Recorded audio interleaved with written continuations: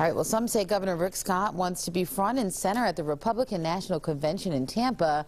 Meanwhile, critics are now bringing up the Florida Comprehensive Assessment Test. Our political consultants have more in today's politics from the left and right. I don't understand the FCAT thing. Do you, Gail?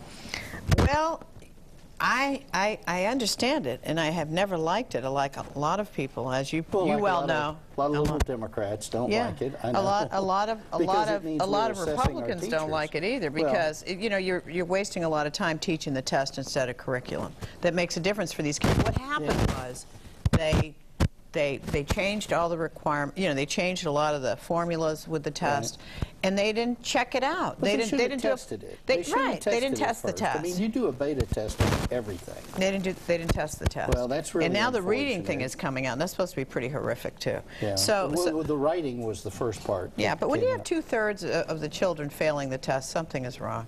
Right. And that, you know, the standardized tests really have to be scrutinized because they're just a mess. And you have these kids about to have strokes about taking this test. This has been going on for what, 12 years? I don't know. You mean maybe they changed the test so the teachers couldn't teach the test, and suddenly we're finding out what the kids are not learning in the classroom? Yeah, but they're teaching the test. They're not teaching the curriculum that the kids need. So they changed the test, and now they changed it because 81% were passing, and now 23 are passing. Oh, I know. The statistics are horrible. No question. You know, but this is your boy. This is Jeb Bush. You know, him and all of his. You know, like, let's destroy the public schools. Well, let's be careful about jumping to conclusions, because you it's not a conclusion. It's well known. You did that with Mr. Zimmerman before we saw his.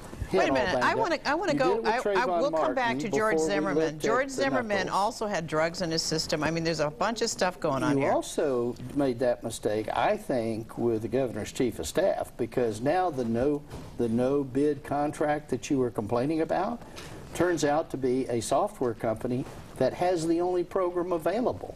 And there are lots of things in state government that are no good. Well, wait a minute. Let's go to politics, which is what we're supposed to be talking about. You want to talk about the governor. I do. Your best friend. You want to trash the governor. No, I don't want to trash him. He's your best friend. I know you love him dearly, even though there's not too many Republicans that do. Now, what do you do? It's not a matter of love. It's a matter of respect. What do you do with a guy whose numbers are at 30?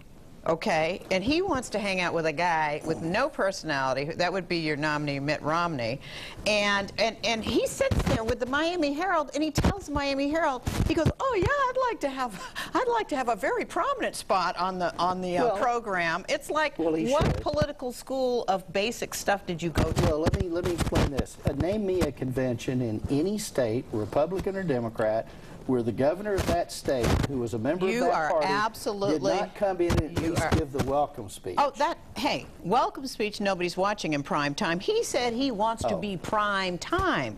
So, you know, that is the kiss of death, another one that Romney doesn't need. But I mean, this goes back to Rick Scott. I think Rick Scott should have his place. Are we going to go to Tampa? Huh? I'm going to be there. I'm going to Tampa. I hope so. God, oh gosh, that'll be so much fun. Who knows? Who knows? But let's go back to Zimmerman. Let's go back to Zimmerman. We got half a minute.